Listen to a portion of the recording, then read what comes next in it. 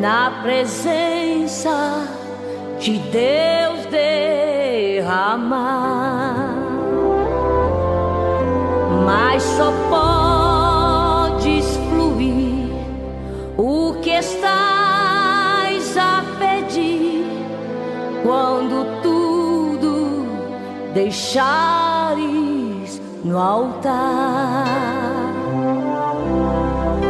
Quando tudo perante o Senhor estiver e todo teu ser Ele controlar,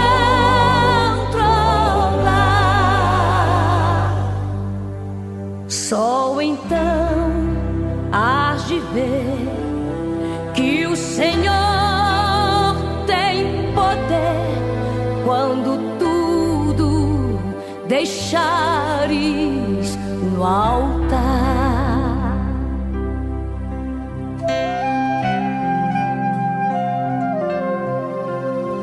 Maravilhas de amor te fará o Senhor, atendendo a oração que aceitar.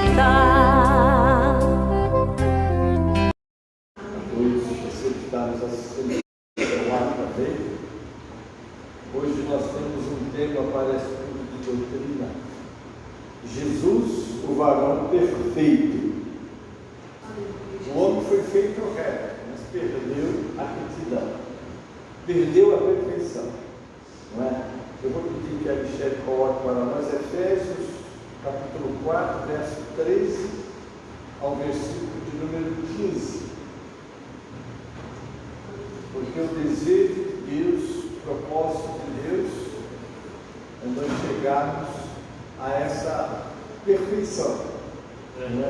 Ainda que alguém disse que nenhum de nós alcançará a perfeição aqui, mas nós temos que persegui-la, não é?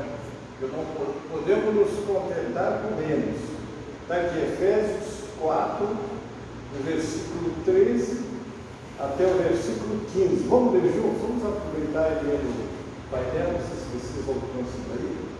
O texto diz assim: até que todos cheguemos à unidade da fé e ao conhecimento do Filho de Deus, ao homem perfeito, à medida da estatura completa de Cristo, para que não sejamos mais meninos inconstantes, levados em roda por todo vento de doutrina, pelo engano dos homens que com astúcia enganam fraudulosamente. Antes, seguindo a verdade em amor, cresçamos em tudo naquele que é a cabeça, Cristo. Amém? Então, queridos, está aí o que Deus espera de nós, na nossa caminhada. Que nós vamos, como ele acontece com uma criança. Qualquer mamãe aqui que tem o seu filho, ele era um bebê, não é? Ele precisava de mamar, não é? Depois precisava de cuidar dele, mas ela quer ver ele crescer, né? É muito importante o crescimento, o amadurecimento também. Paulo disse certa vez: eu não posso escrever como porque vocês são carnais, não é? Porque vocês estão agindo como criança, como meninos. E lá no livro de Hebreus ele vai falar, o apóstolo, o escritor aos Hebreus também vai chamar a atenção da falta de amadurecimento. E nós precisamos ter cuidado para isso. Vamos pensar, não é, irmãos, dentro desse culto de doutrina que nós estamos aqui mencionando, como nós precisamos de trabalhar por aquela recuperação, porque Deus nos deu o seu Espírito, deu a sua palavra para nós, e nós, com a sua palavra, podemos alcançar de Deus essa recuperação. Vamos lá. O texto é o capítulo Malaquias 3, versículo 3. Olha o que Malaquias 3 diz: e ele se se assentará como refinador. Deixa eu ver se a Michelle vai dar uma outra tradução para nós aqui. Ó, vamos lá. E assentar-se-á como fundidor e purificador de prata, e purificará os filhos de Levi, e os refinará como ouro e como prata. Então ao Senhor trarão oferta em justiça. O que quer dizer isso aí? Como é que essa prata vai ser refinada? Aí eu vou me lembrar daquela irmã que queria saber como é que a prata é refinada, não é? O que é que ela fez? Ela procurou um ourives e queria saber se ele tinha pretensão de purificar a prata, e ele marcou o dia, ela foi assistir ele purificar a prata, não é? E ele pegou a prata. Nós não conhecemos, não somos, vamos dizer assim, conhecedores do assunto, mas sabemos da informação que recebemos, que a prata, quando é colhida, ela é um metal muito impuro. Se você que não tem conhecimento olhar a prata, você despreza, não é? Mas quem conhece vai pegá-la, vai levá-la para a purificação. Por isso que o texto vai falar sobre fundidor ou purificador de prata e de ouro. Então diz que ele coloca naquele recipiente, leva ao fogo a prata para entrar naquele estado líquido, né? Que ela vem um metal sólido. Então eles colocam ela no recipiente, leva ao fogo a uma temperatura de 999 graus Celsius. É preciso levar essa temperatura, que aí ela passa para do estado sólido para o estado líquido. Então as impurezas vão soltando. Conforme o fogo vai queimando, vai aquecendo, as impurezas vão sendo tiradas da prata. Então depois que tira, então essa senhora que foi assistir, ele coloca e os olhos dele ficam fixos, olhando a prata, ela não vê nem piscar. Aquilo preocupa ela, pergunta, mas o senhor não está nem piscando, o senhor não pode tirar o olho da prata? Aí o purificador disse, é que se ela passar do ponto, ela se perde. E ela ficou curiosa e perguntou, mas como é que o senhor sabe que ela está no ponto? Ele disse, quando eu vejo a minha imagem nela. Interessante, né? Então, e ele disse o quê? Assentar-se-á como fundidor, purificador de prata. Então ele vai fazer o quê? Com quem que ele precisa fazer isso? Quem é que está cheio de maus hábitos e de tantas coisas que não são fáceis, que imagine o mundo que nós estamos vivendo, não é? É incomum uma pessoa que deveria e que é honesta, que é pura, que é cumpridora dos seus deveres, não é? Então, e isso está pegado em nós. Como é que vai acontecer? Então ele está dizendo, ele vai se assentar como fundidor, purificador de prata, e purificará os filhos de Levi. Veja que vai haver uma purificação. Então esses resíduos maléficos vai soltar da pessoa, não é isso? Então o que acontece? E quando acontecer, então ao Senhor e refinará como ouro e como a prata. Imagine o que trabalho Deus está tendo com o povo dele. Porque se você abrir a sua Bíblia lá em Eclesiastes, capítulo 7, versículo 29, vamos ver. A Michelle vai colocar para nós aí. Não precisa procurar, que nós vamos ler aqui. Eclesiastes 7, 29. Vamos ler o que está escrito lá. Eu vou deixar ela colocar, porque aí vocês acompanham e vão ler juntos. Eclesiastes 7, verso 29. Grande nome, Senhor. Vamos ler juntos? Eis aqui o que tão somente achei, que Deus fez ao homem reto, porém eles buscaram muitas astúcias. Vocês já imaginaram como era Adão quando Deus o criou? A perfeição, a pureza, a santidade. É isso que o Senhor quer procurar em nós. Esse é o trabalho dele em nós. Aí nós temos que, às vezes, ser provados, não é? E essa mulher, como o homem disse, quando é que o Senhor sabe que ela está no ponto? Quando eu vejo a minha imagem dela.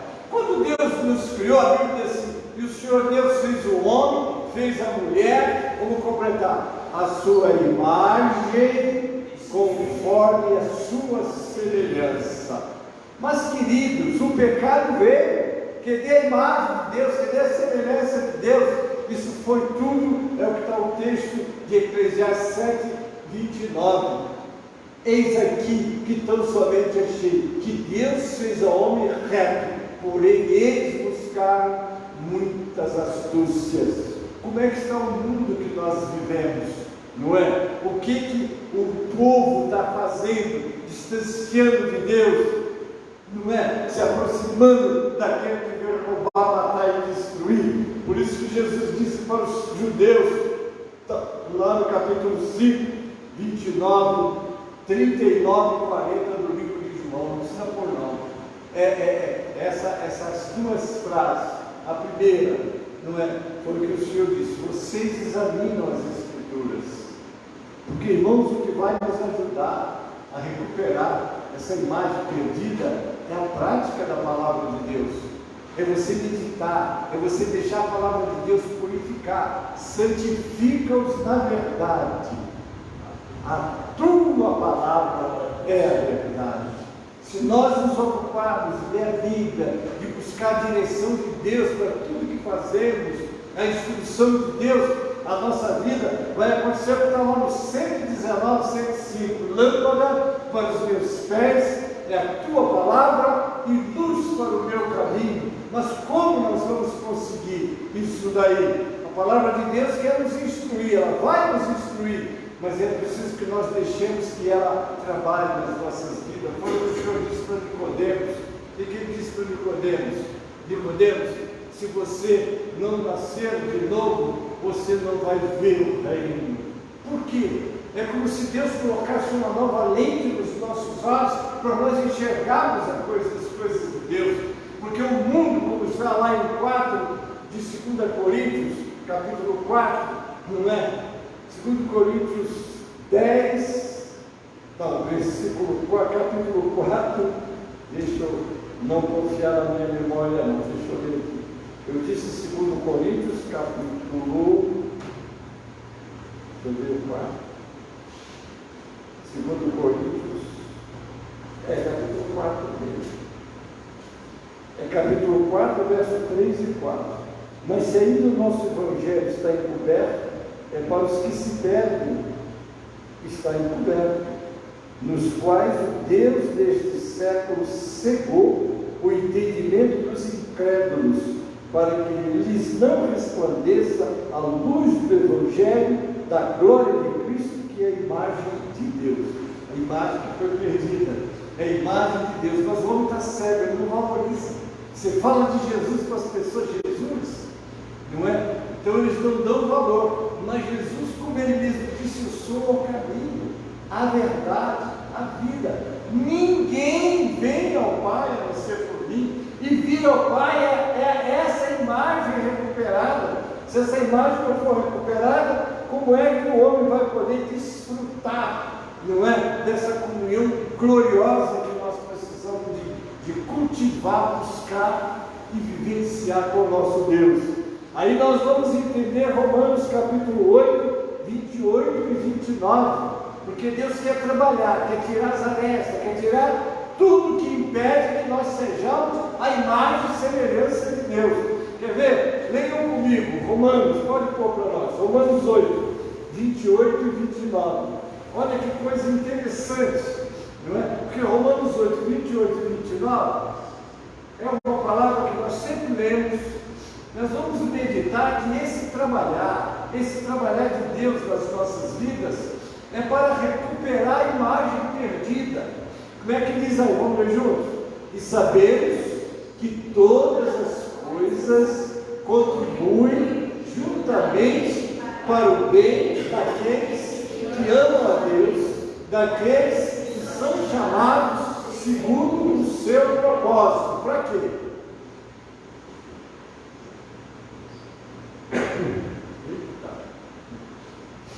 Segundo o seu propósito. Vamos ler o 29.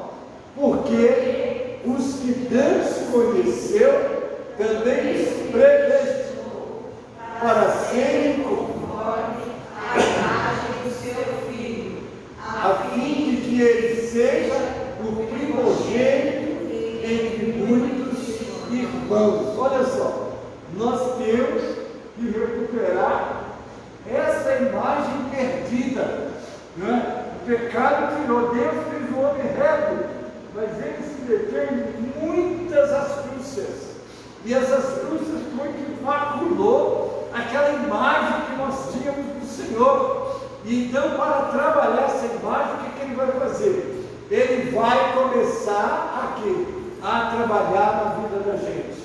Ele quer te purificar, ele quer me purificar, ele quer nos libertar. E quando libertos, aí sim, nós vamos voltar a ter a imagem do Senhor. Agora, queridos, por que a imagem do Senhor? Há muito crente que não está acordando para isso, despertando para isso. Por que nós temos que ser diferentes? O mundo, 1 João 5,19, sabemos que somos de Deus, e o mundo inteiro jaz do maligno. Então eu pergunto a vocês, o maligno trabalha de dia e de noite para separar a criatura do Criador. Por isso que João 10,10 diz: o ladrão não vem senão roubar, matar, destruir. Mas eu vim para que vocês tenham vida, e vida em abundância. Já botou o 30 também. E aos que predestinou, a esses também chamou. E aos que chamou, a esses também justificou. E aos que justificou, a esses também glorificou. Olha o trabalho de Deus na vida da gente, não é? E isso tudo porque essa imagem, ela precisa de ser recuperada. Amados, essa imagem tem que ser recuperada. E quando nós lemos, Michele, põe para nós aí, 1 João, capítulo 2, versículo 5 e versículo 6. Vamos ver.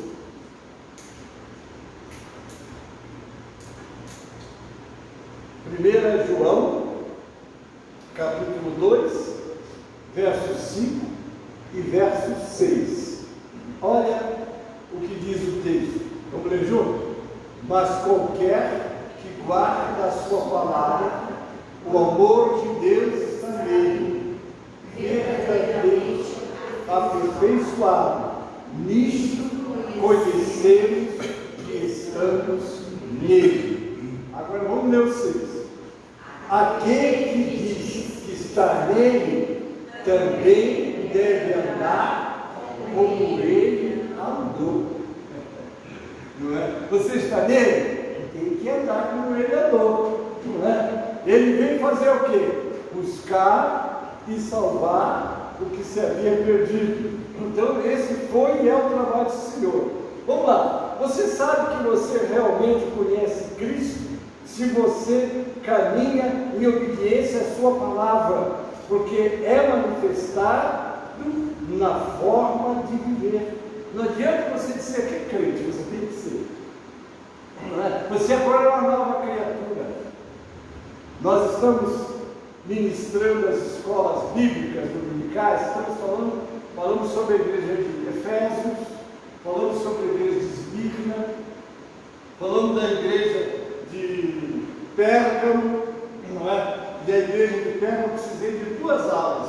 Era uma igreja que pregava o Evangelho, mas não vivia o Evangelho.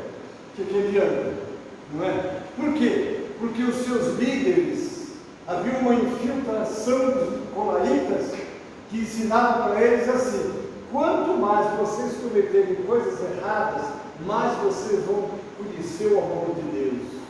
Quer dizer, ensinando as pessoas a tropeçarem na palavra, a errar. E quando nós erramos, irmãos, a cobrança de Deus vem para nós. E a palavra de Deus está aí exatamente para quê? Exatamente para mostrar o caminho, como fazer as coisas. Então, é o que está nesse texto, né? Você sabe que você realmente conhece Cristo se você caminha em obediência à sua palavra. porque é manifestado na sua forma de viver. Em outras palavras, sabemos que conhecemos Deus porque guardamos os seus mandamentos. O que Jesus disse? Se vocês estiverem em mim e as minhas palavras estiverem em vós, vocês vão pedir tudo que eu vou fazer. Agora imagine alguém que fala com Deus e Deus responde. A gente não quer ficar perto dessa pessoa, olha a irmã, o irmão, eles olham e Deus responde, aí eu quero orar com ele. Né? E o mundo precisa de filhos de Deus, a manifestação dos filhos de Deus. O mundo aguarda a manifestação dos filhos de Deus. Onde estão os filhos de Deus? Satanás então procura fazer com que os filhos de Deus se contaminem com os filhos do mundo. Não é? Vocês se lembram no início, lá no capítulo 6, por Gênesis, fala que e viram os filhos de Deus, não é? Como é que está lá? É só para a gente ler também, porque a minha memória não me reproduz muito claramente. Deixa eu ler aqui. Gênesis, no capítulo 6, diz assim, ó: e aconteceu que como os homens começaram a multiplicar-se sobre a face da terra, lhes nasceram filhas, e viram os filhos de Deus, que as filhas dos homens eram formosas, e tomaram para si mulheres de todas as que escolheram. Então disse o Senhor: não contenderá o meu espírito para sempre com o homem, porque ele também é carne, porém os seus dias serão 120 anos. Imagine, nessa época o homem vivia 900 anos, né? Matusalém viveu 969 anos, o Senhor viveu mais tempo. Então imagine vocês, não é que Deus então determinou, vou diminuir a vida deles, né? Vou diminuir. Então essa mistura, porque eu, quando faço um casamento, eu reúno a mulher, reúno o homem e começo a conversar. Olha, você foi criado de uma maneira, ela ou ele foi criado de outra, e você precisa aprender que vão ter que se suportar. Mas imagine você fazer casamento de uma cristã com um não cristão, não é? A palavra de Deus não se experimenta jogo desigual. Ah, pastor, mas eu vou ganhar ele para Jesus. Ele diz: eu vou ganhar ela para Jesus. Irmão, mas aí nós contrariamos a palavra. Porque se você olhar nos primórdios, existiam 12 tribos, não é? Vocês sabiam que uma tribo não casava com um membro de outra tribo? Sabia disso? Que tinha que fortalecer cada tribo. Se não se casava entre as tribos, imagine você pegar alguém que não serve a Deus, ele não respeita a Bíblia, não crê em Deus, mas ele vai se converter. Então, muito bem, deixa ele lá fora. Quando ele se converter, ele vem para a igreja, se der testemunha, a gente faz o casamento dele. Porque vai fazer isso e vai ter problema. Eu nunca vou me esquecer, já contei isso para vocês muitas vezes, né, de uma moça que começou a namorar um rapaz e ele era músico, ele estava ali na igreja. Curioso, ele disse que estava na igreja, entrou para a igreja, batizou, ficou membro da igreja, entrou na banda, começou a tocar, começou a namorar a moça, e aí a moça vai para o pastor e diz: pastor, o senhor acha que é da vontade de Deus que eu case com este moço? O pastor olhou para ela e falou: você está perguntando a mim? Pergunta a Deus. Você tem acesso a Deus, não tem? Quem é que tem acesso a Deus? Já imaginaram? Antigamente a gente procurou o sacerdote, não precisa mais. O véu caiu, você tem acesso. Pergunta a Deus. E ela perguntou. Olha só, Deus é tão misericordioso, né, que ela perguntou. Quando ela perguntou, Deus deu um sonho a ela. No sonho, o namorado dela entrava, né, como uma ovelha, de repente ele se transformava num lobo. E quando ela teve aquele sonho que ela pediu, ela perguntou para Deus. Quando ele transformou num lobo, ela chegou e disse assim, ela pegou a aliança, pegou do dedo e disse: toma, Deus me mostrou que você é um lobo no nosso meio. Você ficou lá, você imaginou? Mas ela entregou, ela perguntou: não, você perguntou a Deus, vai fazer, a resposta dele veio. Ela entregou, e sabe o que ele fez na hora que ela entregou? Ele pegou o instrumento dele, colocou no chão e saiu, foi embora para tudo, porque se perdia a aposta. Ele tinha feito uma aposta. Ele disse que ele entrava naquela igreja, ia casar com aquela moça e tirá-la da igreja. Mas Deus teve misericórdia dela. Mas ele não está na Nós temos que vigiar, buscar Deus. Se a Bíblia diz assim, assim deve ser. O santo, a santa, orando, meu Deus, como eu glorifico a Deus pela minha esposa, não é? Naquele tempo, misericórdia. Ninguém namorava a Márcia, porque os moços da minha idade, quando eu comecei a se aproximar da Márcia, essa gente, ela manda buscar o reino de Deus. Mas eu não estava buscando o reino de Deus. Eles chegavam querendo namorar. Eu cheguei porque eu vi que ela era cantora, foi a voz dela, aí alguém me perguntou, o senhor se apaixonou pela voz da Márcia? Eu falei, por que você me falou isso? Eu não contei isso para ninguém. Mas foi pela voz dele, vi ela cantar e tal. Mas então os irmãos veem como é aqui na casa de Deus. A minha visão era dela, eu gostava de vigília, eu não gostava de vigília, eu gostava da igreja, eu não gostava da igreja. Agora você vai casar com alguém que não é do meio, ele no domingo quer ir para a praia. Aliás, eu vou dizer um negócio para você, domingo. Domingo é dia? Domingo é dia? Ceia do Senhor, domingo é dia do Senhor. Irmãos, não vamos assumir compromissos no dia do Senhor. Não. Vamos consagrar. Nós trabalhamos segunda, terça, quarta, quinta, sexta, sábado e domingo. Às vezes viemos com as forças que estão aqui. Muitos não podem vir, estão trabalhando, etc. Mas o dia do Senhor, hoje é o dia do Senhor.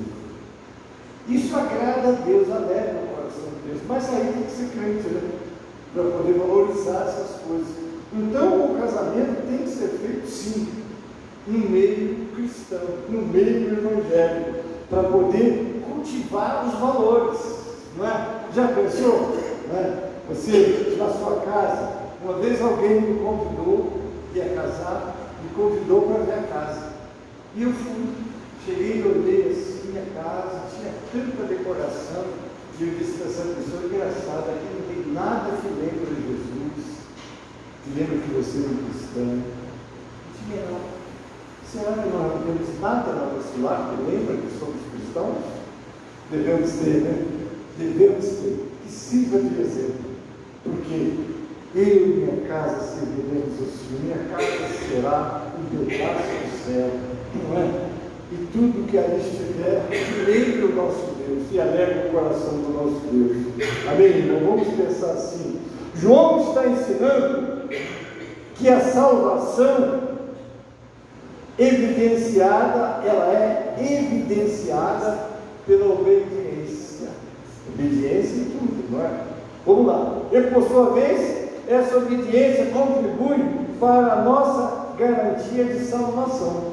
Por isso que Jesus diz, nem todo que me diz Senhor, Senhor, entrará no reino dos céus, mas aquele que faz a vontade do meu Pai que está no céu. Aliás, lá em 1 João também, capítulo 2, no 15 a 17, para falar sobre a concupiscência da carne, a concupiscência dos olhos, a soberba da vida, não é do Pai, é do mundo, não é? O mundo passa, as suas concupiscências, mas aquele que faz a vontade do Senhor permanece para sempre. Irmãos, a vontade do Senhor, temos que buscar ela.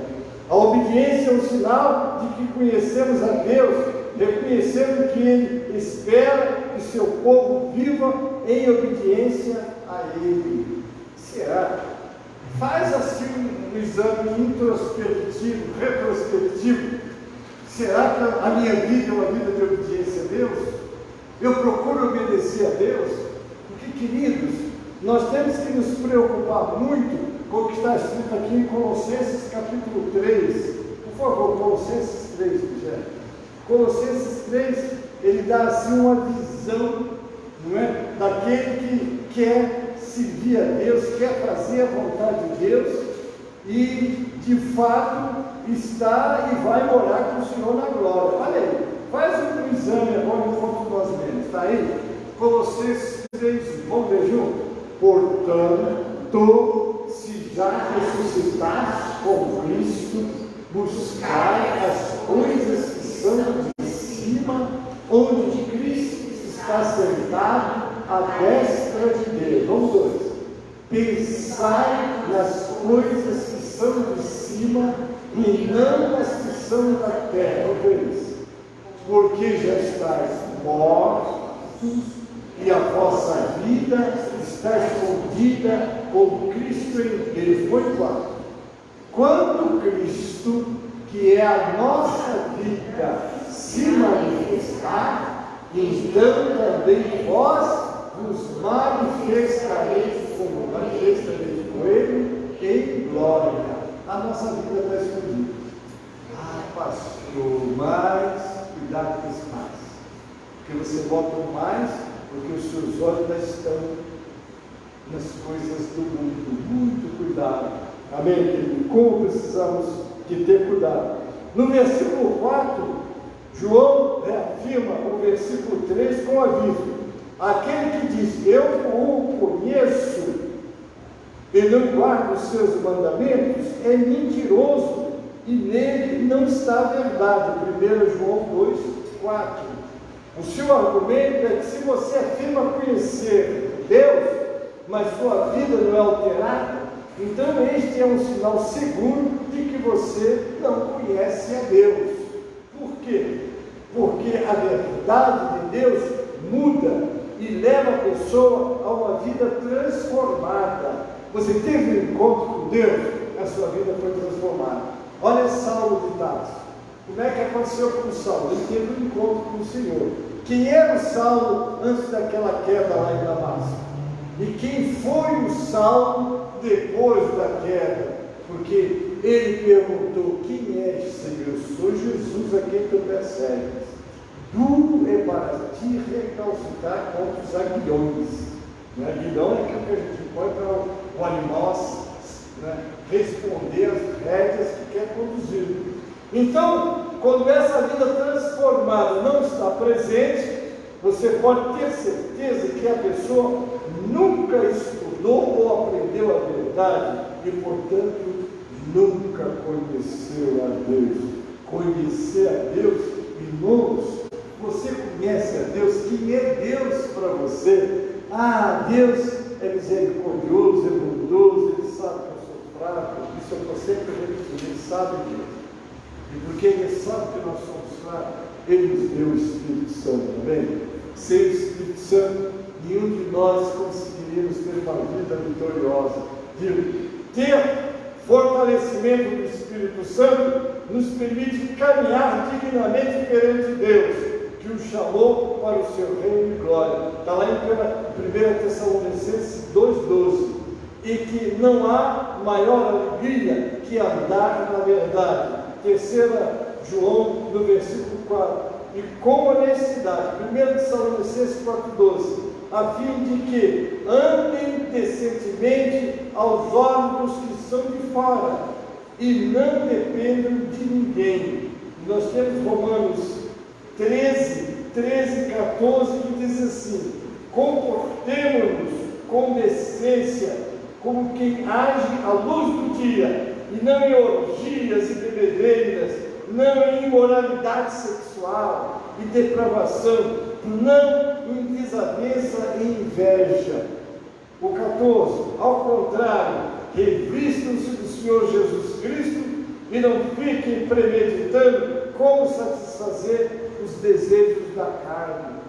Porque, irmãos, a carne está aqui, ela quer muita coisa, e Satanás prepara saborosos pratos para que a carne se deleite deles. Você liga a internet, você liga a televisão, você anda na rua, não é? Você fica olhando, as pessoas não estão se compondo mais, as mulheres não têm mais, vamos dizer assim, aquela preocupação de guardar o seu corpo com o esposo. Ao contrário, as mulheres sem Deus, eu estou dizendo sem Deus, hein?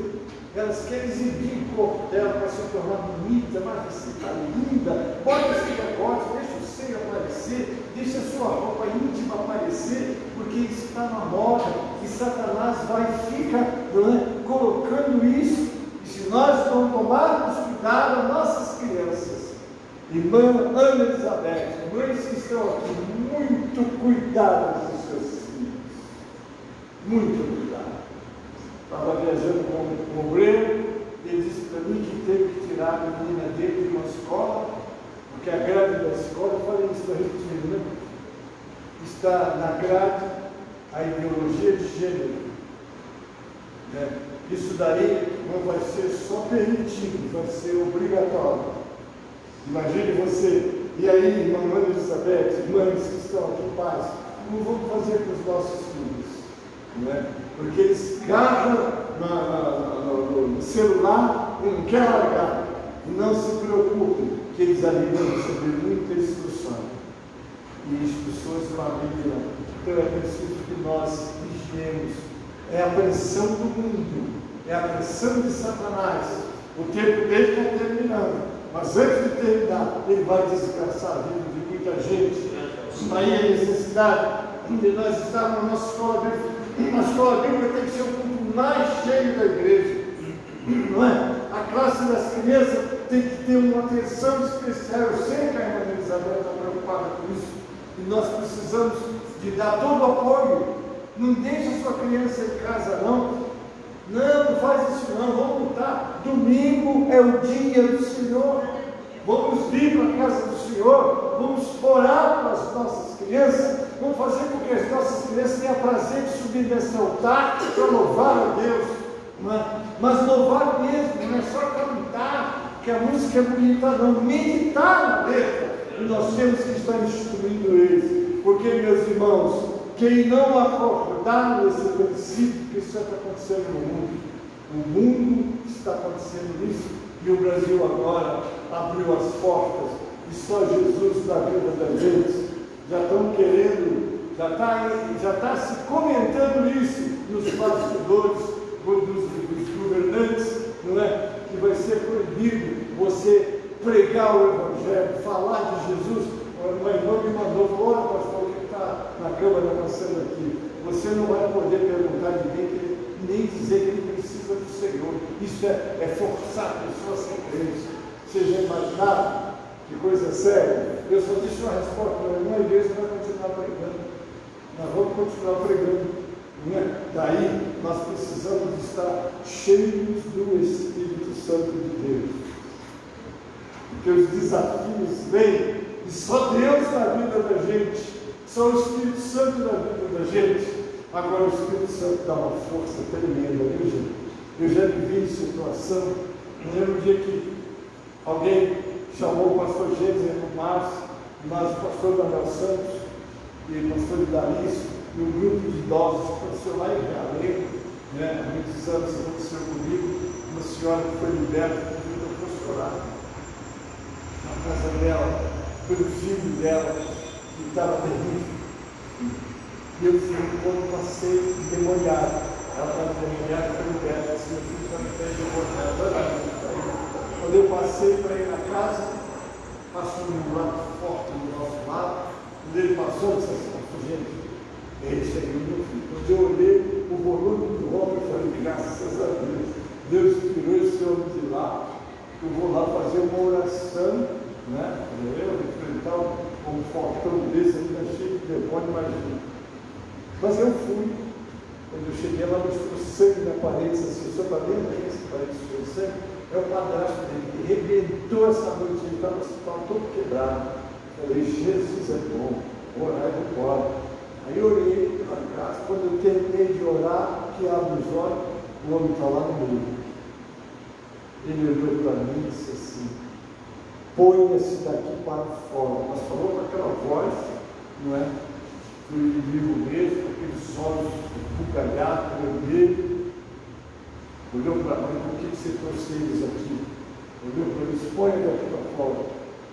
Mas nessa hora o Gênesis saiu do cerne, entrou dele. Você tem que, na hora que eu vou dizer para você assim. Eu olhei para ele e disse assim, eu não vou sair daqui não, porque eu estou aqui em nome de Jesus. Então,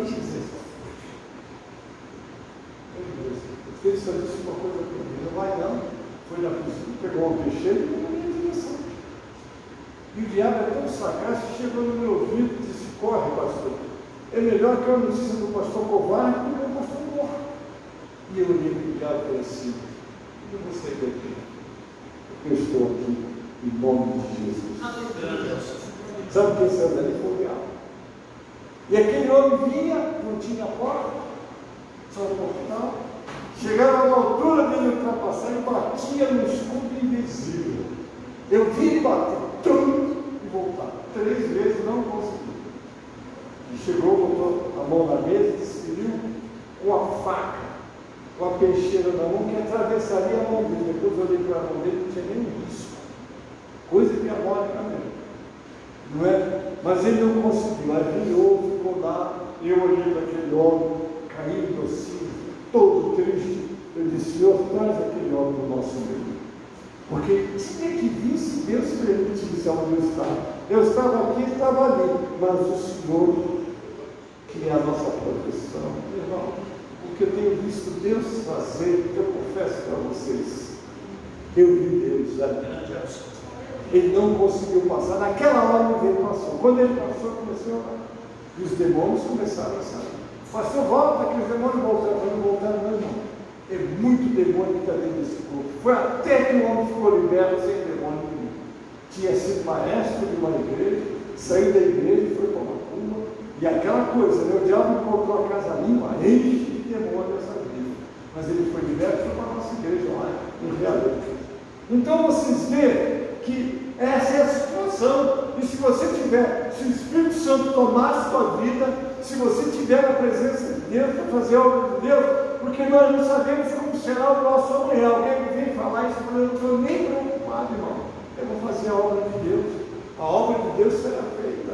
Amém? Glorificado seja o nome do Senhor. Então nós estamos vendo aqui, Romanos 13, 14, né? Ao contrário, revistam-se do Senhor Jesus Cristo e não fiquem premeditando como satisfazer os desejos da carne. Não ficar na tua cama com a sua televisão ligada, com a sua internet, não. Se liberte dessas coisas. O cristianismo não é apenas conhecer a Deus ou conhecer certas doutrinas ou seguir certos preceitos morais. Viu, irmão? É essencialmente conhecer Deus, porque Ele quer que o conheçamos. Jesus disse: e a vida eterna é esta, que eles conheçam o Senhor, o único Deus verdadeiro, e é Jesus Cristo, aquele por Ele enviado. Conhecer, não é? O cristianismo significa conhecer Deus pessoalmente através de Jesus Cristo, que nos revelou Deus. Por isso que ele disse a Tomé: eu estou com vocês há tanto tempo, vocês mostram o Senhor, olha, quem me vê, aleluia, vê o Senhor. Há uma grande diferença entre conhecer sobre uma pessoa e conhecer a pessoa.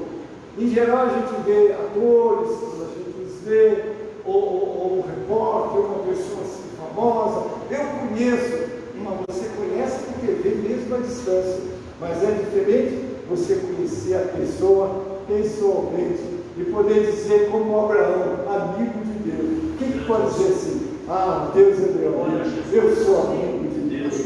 Porque se viveu uma vida íntima, pastor Marcos, naquela vida que está buscando conhecer, para fazer a vontade dele, não é ser um instrumento nas mãos dele, porque a visão de Deus é alma, a visão de Deus é a recuperação de vidas.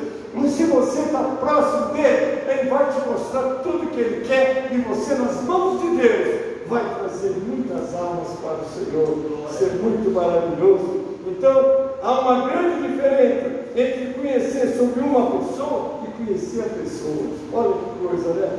Você pode ter ouvido alguma coisa sobre Deus que pode ou não ser verdade, mas até que você o faça, o Senhor da sua vida, você realmente não conhece ou entende que Ele merece ser um mestre absoluto da sua vida. Porque se você conhece Deus, a primeira coisa que você vai entender é que a sua vida agora pertence a Ele, não é? E você vai fazer tudo que o agrade. A quem você tem agradado? Ah, eu tenho uma vizinha que disse que eu tenho que andar na moda, porque nós somos muito envolvidos por sugestões.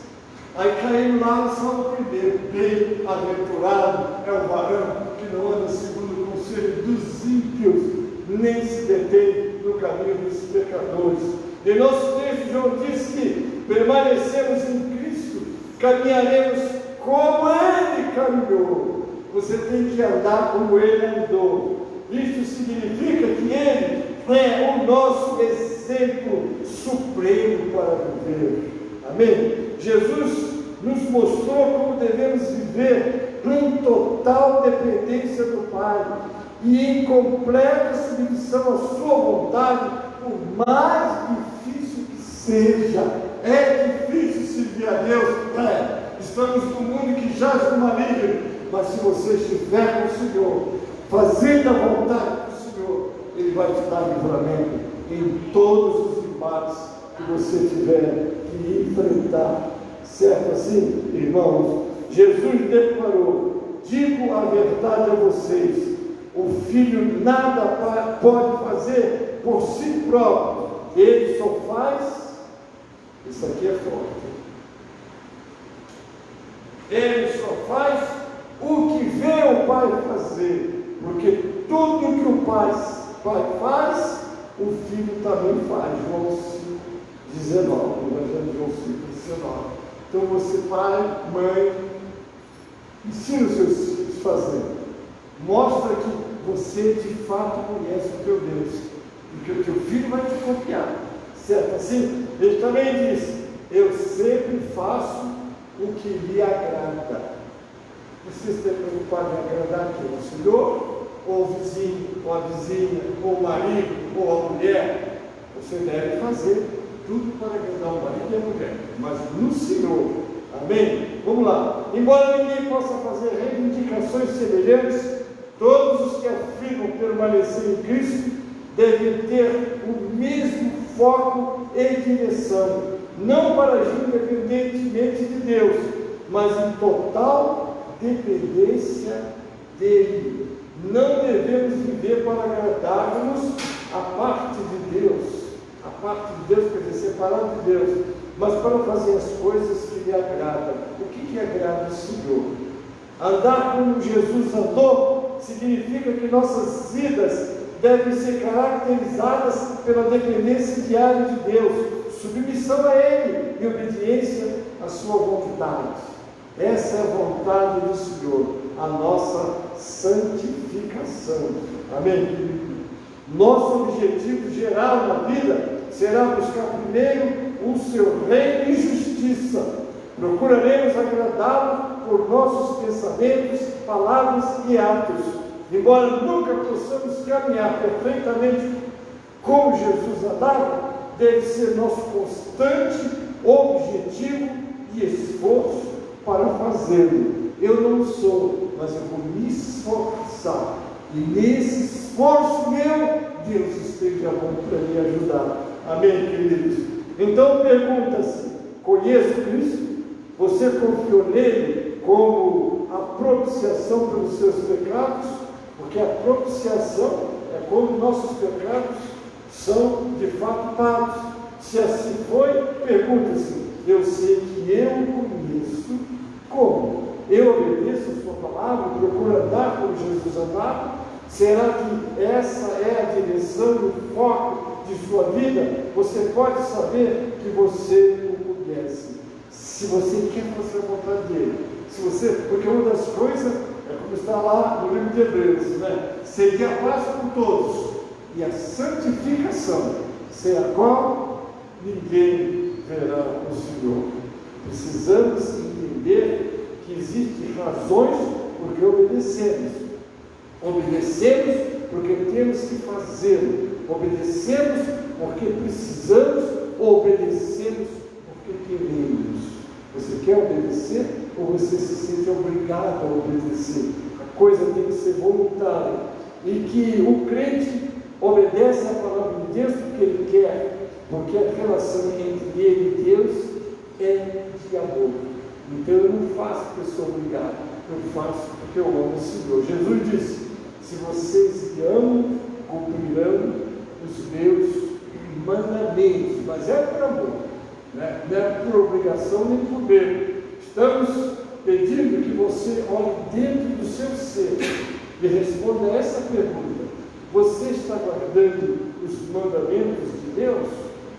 Ao manter os mandamentos de Deus, não é uma condição para a salvação, não é um sinal uma evidência da sua salvação na marca de um cristão. Eu não obedeço para ser salvo, mas porque eu sou salvo. Amém? Em realidade, a obediência parcial é outro nome para a desobediência. Vamos lá. Em realidade, a obediência parcial, quer dizer, uma obediência completa, é outro nome para a desobediência. Amém, queridos? Nós estamos encerrando, então, o nosso tema, o nosso foco de hoje é andar como Jesus andou. Amém? Vou chamar o pastor Marcos aqui para fazer a conclusão. Vem para lá. Você tem voz aqui, não está saindo voz. Vamos orar para o Senhor de Deus. Essa voz tem que sair. Amém? Vamos bem, então. Glória a Deus. Então, a nossa palavra é Jesus, varão perfeito, o nosso modelo. Vamos nos esforçar para sermos como Ele é. Não vou dizer como Ele foi, não. Como Ele é. Amém, queridos? Então, cada nós, o nosso domingo, nós temos a nossa consagrada, nós temos a nossa escola às 16 horas, e às 18 horas já começamos para a Santa Ceia, logo em seguida. Vamos orar. Deus abençoe você que nos acompanha até agora. Deus dirige a sua vida, e você sabe que Jesus é o nosso paradigma, o nosso poder. E se andarmos esforçados, Ele nos dará toda a condição de sermos perfeitos, porque Ele veio exatamente trazer a criatura de volta para a tua. Olha, Pai Celeste, te agradecemos por esses momentos de meditação da tua palavra, Pai. Ajuda nós que estamos aqui, os filhos que estão nos assistindo à distância, aqueles que vão assistir amanhã com uma mensagem matutina, grandemente, Pai. Seja as tuas mãos sobre nós, guardando, protegendo e livrando do mal. Aos enfermos, todos os pedidos que foram feitos no início deste culto, nós já entregamos em tuas mãos. Leva-nos em paz agora para os nossos lares e dá-nos o restante de semana abençoada de paz. É a oração que fazemos com ação de graças, em nome de Jesus, para a glória do Senhor Jesus. Amém e amém. A graça do Senhor Jesus, o amor de Deus, nosso Pai, a comunhão e as consolações do Espírito Santo, sejam conosco, amados, e com todo o povo de Deus que está na terra. Todo que acredita, diga amém.